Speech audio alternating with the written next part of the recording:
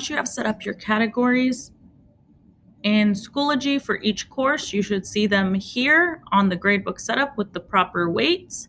If this is correct, then you'll want to go, when you look in gradebook, you will see only overall and marking. This will all be blank, and that's because all of the assignments we created so far are ungraded. So we need to go back into those assignments under materials. We need to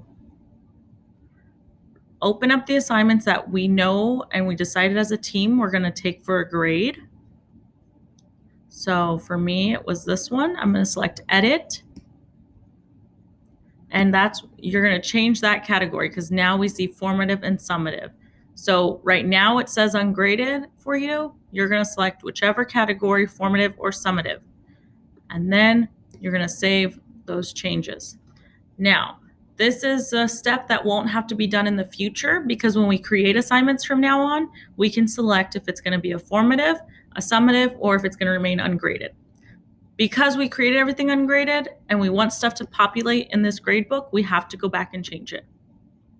So once we do that to all of our graded assignments in gradebook, they will all auto-populate here at the top. You will see them. It has the title that we gave it, the due date, and whether it was published or not. Here is where you will enter the grade manually. If you want to leave a comment, you're going to click on this little cloud.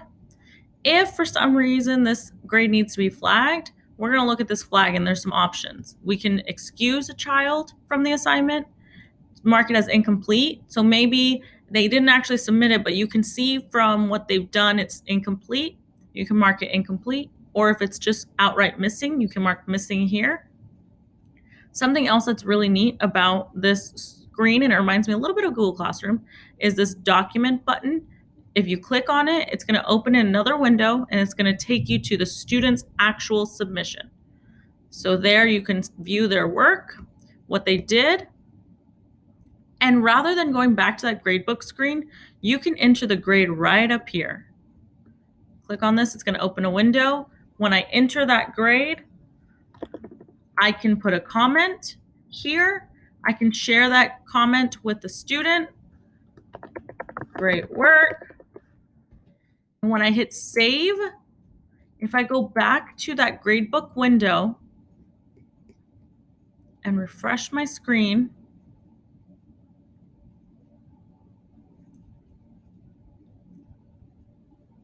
I will see that that grade I entered is now in the gradebook screen.